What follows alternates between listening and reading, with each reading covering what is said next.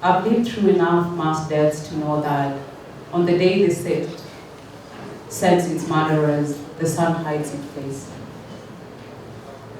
The clouds gather around it to protect its innocence, like that of a child or baby. Dying children don't deserve the warmth in their faces. A yellowness shine to ease the suddenness and soreness of death. Dying children die with the cries of their mothers stuck in their throats and the sounds of bombs and gunshots in their ears.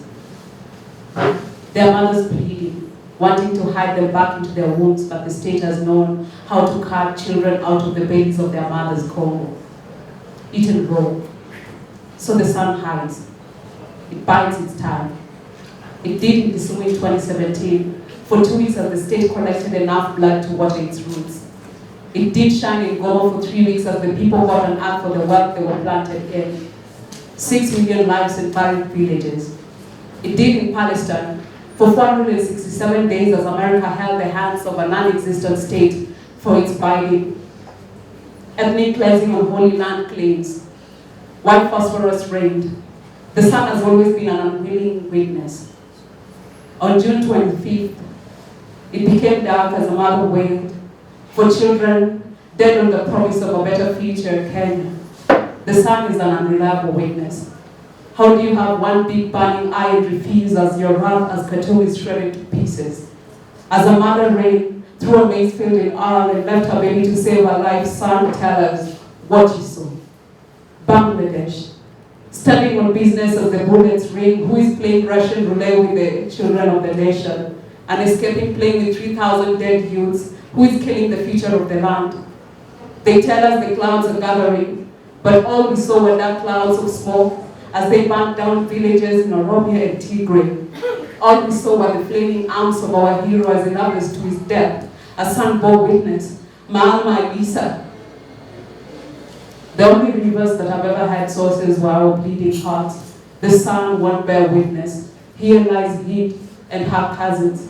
Here is a mind that buried the children of Congo, that one didn't know how to speak yet. The other one was born here. Here, take the heart of Andesa. He gave it in life and in death. Students crossing the Nile for a future not guaranteed, but here is their hope. Hope is a sinful thing. Here is the future of Kenya lying dead. That's Carlo. Next, Biscuit. Rex is the one still falling. 643 dead bodies. The monks have had their fills. The sun won't bear witness. But here is a poem. Pieces of inadequate words that even if the sun did bear witness, we did. I did.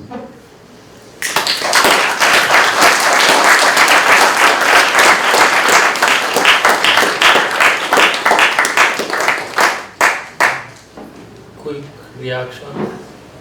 Your piece is very beautiful. It reflects what we all know, that our struggles are connected everywhere. You know, the same way rich people are connected, and the same way poor people are connected. You see, like we live within borders, you know, and say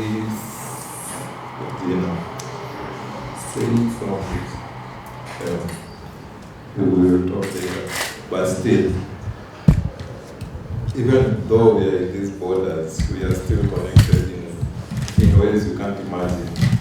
Yeah, because all I see in all these countries, what is common is the greatest wealth is surrounded by the greatest poverty. And we have people who are controlling the countries. And essentially, they all answer to, you know, the empire, US. And it's unfortunate because some way it never feel helpless because people are not organized, people, you don't know what to do, you know. But the important part is you keep going, you keep fighting. One day, everyone, you know, everyone will be liberated. That's what we have.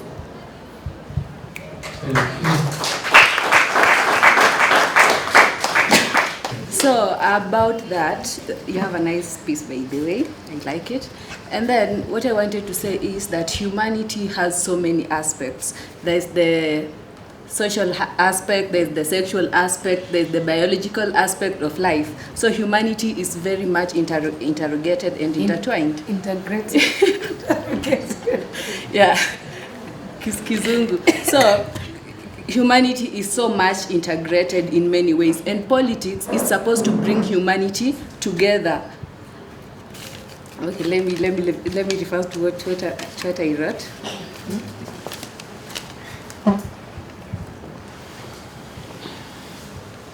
So what is going on in our government right now? The government has chosen to take care of only a few people at the top, and those are the few things that can lead to revolution. Juu watu wengine, our needs are not being heard. Serikali inaangalia tu watu wengine ni kama sisi wengine si binadamu.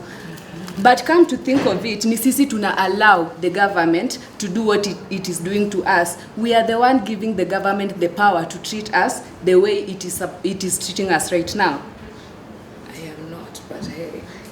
Yeah, we are. The government inafaa ikuwe a representation of us, but we have given the power to only the few people at the top. Yenye government inaangalia watu kama Baba Ojwang, hawa like mtoto wako akikufa unakuwa compensated by 2 million. Okay, I don't know how to put this in words, but we can't compromise. Yeah. Was Kenyans acting like, as Bubbles Peace has said, like we didn't bear witness? And you know that makes me really angry, and I operate on anger a lot. Anger has made me do so many things that I've done in my life, so I don't know how to leave anger behind. Because I remember last year, from the very first protest that was on the 18th of June, I think, because we speak about 25th, but something was building prior to that. I had been going to protest until I stopped going to protest on 19th of July. And the reason I stopped is because something broke in me. I was on the streets, we were around archives. I saw a guy being shot down, and then he was carried inside ZTEC, there's a ZTEC there, right? And he was being given first aid, but it didn't work and he died. And then I remember cops came when he was being carried away by Red Cross. And they were trying to tear gas us to leave the place, right? But I was so exhausted. At this point, I was like, I couldn't run. And I remember I was just sitting on some stone besides Metro Trans there, because the stage to where I was going that day was right there. And I just sat there and they were throwing tear gas. And there's a guy who was asking me, why are you not running? And I'm like, does it really matter? All Kenyans that have been killed from 25th up to today are people who have been running, are people who have been trying to run from the police, are people who have been trying to run for the country to protest and all that kind of stuff. And I think that poem brings everything full circle, that a lot of times, and I'm very offended that someone said we are giving them permission to do something, because I've never known myself to give permission. I've always been a citizen who plays their role in voting, in participating, and also in calling the bullshit out. And so it sucks to hear that we give them permission, knowing I've never done that. But I think it brings it full circle that most of the time we bear witness, but when it comes down to the wire, we are ready to betray each other. We are ready. I mean, one of the biggest conversations we are having prior to Wednesday is how there's some people who betrayed the movement, right? And I think there's so much to be said about that. And I don't think there's an honest room to stand and say Kenyans are giving permissions. Not when we have so many of us that have died, so many of us that have not been accounted for, and a documentary that only highlights 3 deaths, and people are acting shocked as if we didn't know, as if we didn't see, as if we didn't encounter, as if we were not even bruised or hit by rubber bullets, or experienced all the turmoil that we went through when we were on the streets. In bearing witness, and the son being an unwilling participant, and whatever it is that it's willing and unwilling to do, we owe it to ourselves to begin looking at it from a point where it's enough that we blame each other for the things that are happening. Someone has to bear the responsibility. And yes, Kenyans have a responsibility to vote in 2027. I don't think I have a responsibility to wait until 2027. Give me permission and give me Ruto and see what will happen. That's all that it is, because It's so angering to sit and think we are waiting until 2027.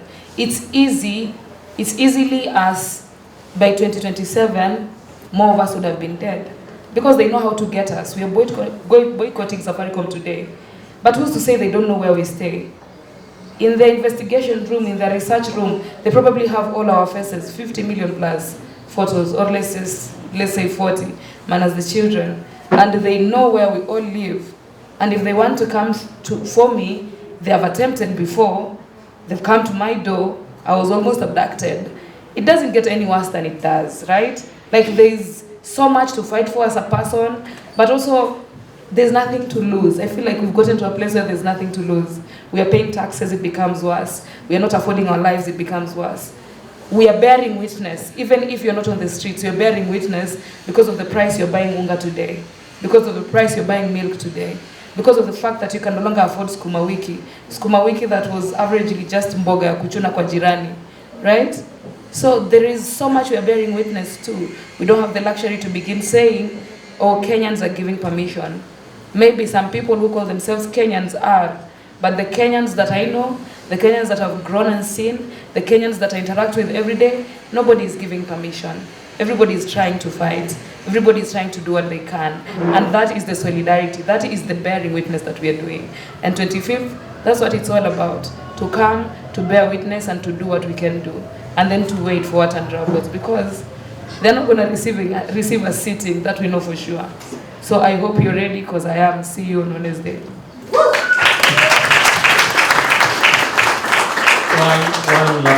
One last for this session. Remember, we have Hitler seized the moment, but he did not create it. The conditions that allowed someone like Ruto to become president is the collective responsibility of Kenya as a country. It's pissing off to think about it, but it's true. And us protesting is literally us saying, no, we're picking differently. Like, we've seen what we are now, and we're fed up with it. It's like, so the question of obligation becomes moot at that point, because for me, I realized I participate by the very fact that I exist in this country. I was not given a choice. This guy literally made an entire country say ouch at the same fucking time. I did not have a choice. Thank you for coming to my TED Talk.